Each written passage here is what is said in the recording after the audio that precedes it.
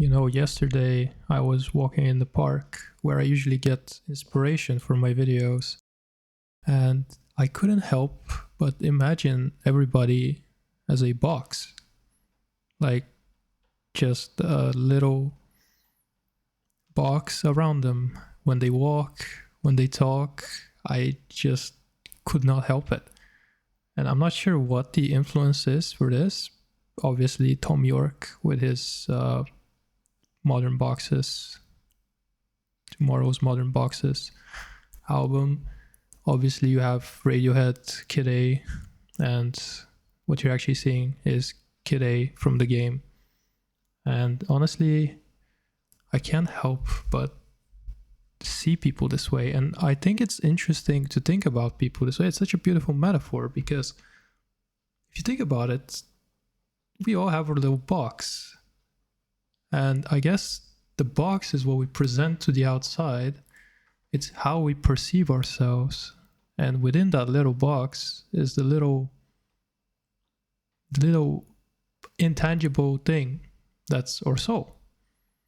And when we're born, you can think of us as a little box that has nothing to perceive itself with. It's just a blank box. No kind of thoughts about the world, no perception of the world beyond the purest of simplicities. And the little box becomes a bigger box, and it starts molding itself into the other boxes around it. If you think about it, that's really a good metaphor because you are around your parents. Mostly, if we accept that that's the way you grew up around your parents, and they have their own little box. They have their own little belief system. They have their own little quirks, their own little sets of ideals. And you as a little box, more or less, you start to embody them. But not just them. You embody the people you go to kindergarten with. You embody your teachers. It's just so many things that we embody as a little box. And our little box, it kind of takes from the other boxes, right? We take this, we take that, and we mold our little box according to this. And I guess it's always on the basis of what that little intangible soul inside the box thinks or believes or has within it, because there's so many unexplainable things. I think we can all agree on that. And I don't know if souls are one of those things, but definitely not everything can be explained.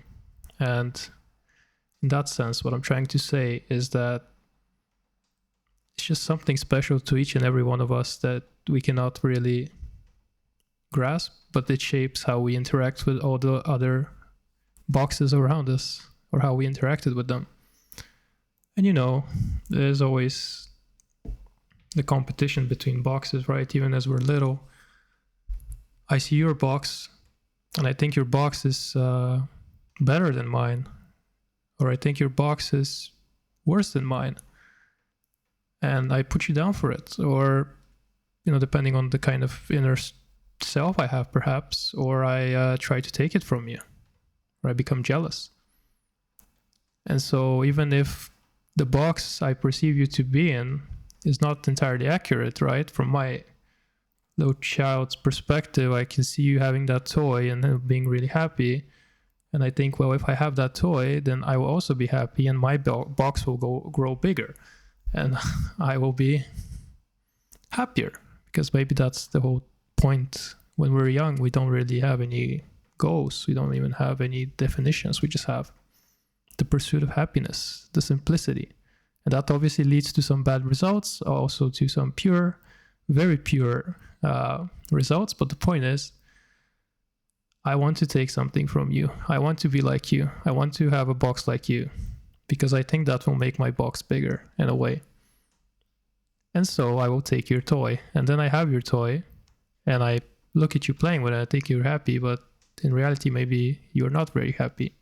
Maybe that other box I took the toy from is actually sad, because the big boxes, the two big boxes or one big box, whatever, parents were fighting. that night, or they fight constantly. And okay, it has the big toy, it has all the kids in the kindergarten to play with, all the other little boxes that also define its value and the shape of its box, but it's not really happy. And then you take the box and you think, okay, so now all the kids, all the little boxes, they will come to me, right? They'll come play with me. But no, it doesn't work like that, unfortunately. And maybe that's just such a good metaphor, because when we grow up, it's kind of the same thing, right? We always project how our box should look like.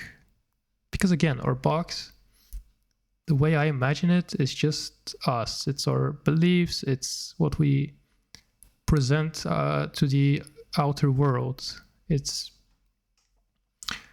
what we have. It's how we present what we have. It's how we express what we have. And that is always deceiving. It might even be deceiving to us, because our box is constantly changing. It gets tarnished. Bad things happen to it. Good things happen to it. It gets disappointed. Other boxes take something from it, or other boxes give something to it, and it changes. But the point is, I think a lot of us, as a little box, or as a big box now, we try to make our box bigger.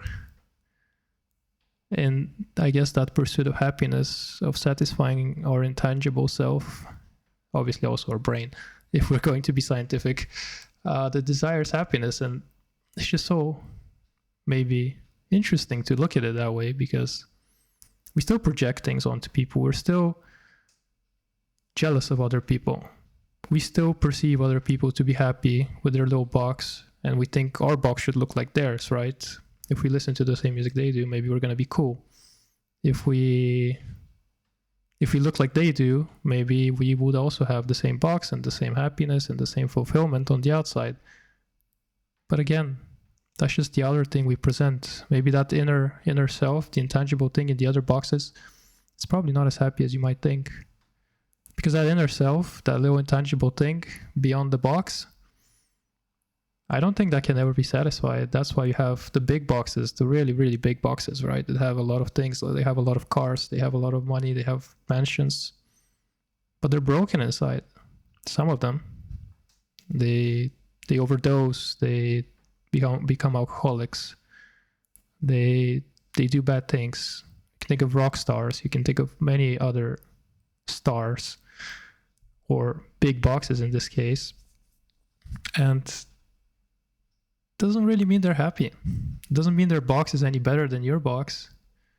In fact, your box probably may be better than theirs, and they might want your box. But that's the thing, that's what I'm saying. Each and every box thinks that the other person's box is better than theirs, or that they need something from that other box, or that the other box might fulfill them in a way. That's why they take from it, right?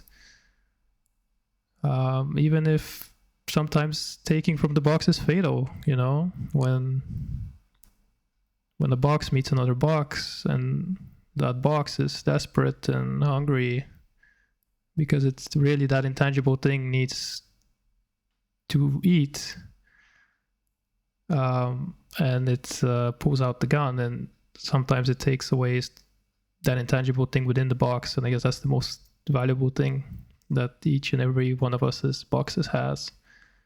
But the point I'm making is that those superficial things that we build our little boxes on, they don't really matter. It's the core things that feed our intangible little thing living inside that box that probably is the most important, and the thing we should cherish. Because, and I'm talking about being healthy, having enough food to eat, being secure, having a place to sleep, you know, Maslow's hierarchy of needs is probably what I'm referring to at this point. And those are really the things your box is probably enough, is going to be happy with, you know, it's just going to be happy with that. And all the other things we think will make our box bigger are probably just the delusions that the other boxes present.